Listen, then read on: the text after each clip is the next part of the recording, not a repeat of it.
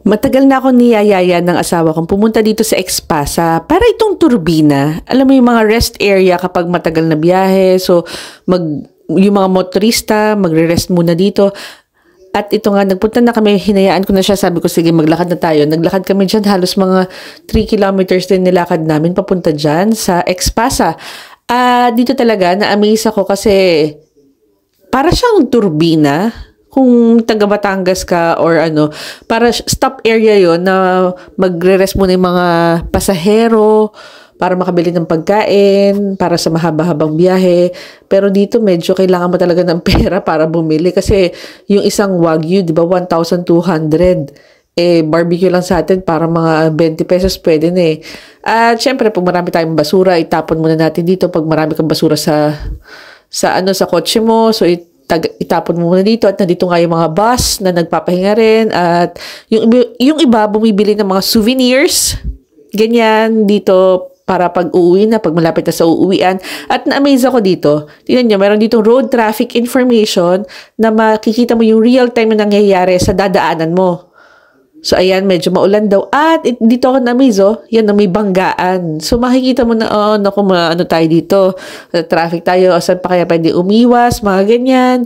Or dapat maglaan ka ng time kapag ganyan. So, maganda rin talaga na tumigil sila muna dito sa ganitong rest area, no? At ito pa, yung isa ko talaga ipapakita kung bakit talaga ako nag-video is yung CR. Grabe. Kasi yung asawa ko yung una nag-CR at sabi niya, tingnan mo yung CR doon. Ang ganda, mas maganda pa sa airport. Sabi ko talaga ba? At ito nga, makikita mo yung real time, ilan yung bakante. Para hindi ka na kailangan pang pumasok kung wala namang bakante, di ba? At yan, dito, kung naisipan sa left ako pumasok, sa left area. Bale, pwede dun sa kabila, pwede rin dito. At ayan nga, sabi ko, sige, tingnan ko nga yung loob. At ang luwag, yan, yung pag blue, ang ilaw, ibig sabihin, ano siya, vacant. At kapag red, yun, occupied. At ito nga, meron nga ditong Japanese style na toilet. Gusto ko actually yung toilet na yun kasi parang lahat ng less force lang ang kailangan mo, lalo na kapag maglalabas ka ng ng dumi. So, less force lang ang kailangan mo, may lalabas mo na agad yung dumi. At dito ako pumasok. Ito yung sinasabi ng asawa ko na LCD. Diba? Tingnan nyo. Yan. Wow, talagang may LCD display, touch screen, at may language pa. Siyempre, pinili ko yung English para lang makita natin. At iyan nga, kung ano yung mga buttons na pipindutin mo. At pinindot ko tong sound. Pakinig ko sa inyo sound.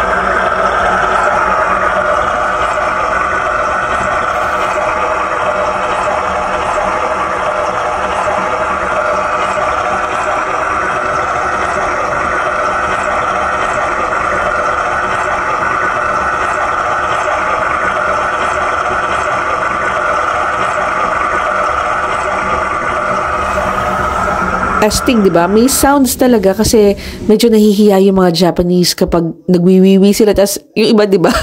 Pag nagwiwiwi, kalat na kalat yung sound ng pagwiwi nila. Kaya nahihiya sila. So, para hindi masyadong halata, naglalagay sila ng sound. Ito nga, mag-ano ko ng seat cleaner para malinis yung uupuan ko.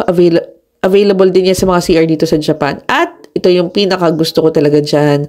Hindi ko alam sa country nyo, pero dito sa Japan, yung toilet paper, diretso na sa ifa-flush. Kailangan mo siyang i-flush. Yun ang instruction. Walang dito basurahan ng tapunan ng basurahan. Yan, nakalagay talaga. Please flush toilet paper after use. O, diba? Ito talaga yung gustong-gusto ko. Wala ka ng basurahan na napupuno na itatapon na ang iyaki. Yun ang medyo nung umuwi ako sa Pilipinas, sabi ko talaga, buti na lang at ganito na nga dito. Wala na mga kailangang itapon ng basura, ganyan. At yun nga, yung sound talaga, na flushing sound, talaga, uso talaga dito sa Japan yan. Kasi ayaw nilang marinig mo yung wiwi nila, di ba? Tsaka yung pag nagpupupo, di ba yung lagabag ng pupu mo, ayaw nilang maririnig, parang nakakahiya. So, para hindi masyado nakakahiya, gawin natin tahimik. At dito, meron sa kids area, kung kailangan ng mga ito pa yung isang ito pa yung isang area. Sabi ko nga sa inyo, ang laki nga nito sa mga babae. Pero napansin ko yung sa mga lalaki, konti lang kasi mabilis lang naman silang magwiwit, magpupu at ito. Papakita ko sa inyo pag may pumasok, ayan, magkukulay pula. Okay, nag-color red na siya para malaman na may tao sa loob. 'Di ba? Mas maganda indication 'yon. At pinakita ko nga sa inyo yung sa kids area at dito meron din ditong changing room. Magbibihis, magwa-wipes ka ng katawan mo, 'di ba? Parang lalo na kapag summer siguro, maraming gumagamit dito. At let's go, maghugas muna tayo ng kamay. Dito ay wala ka nang kailangang pindutin. Lahat sensor na. Pati yung sa soap.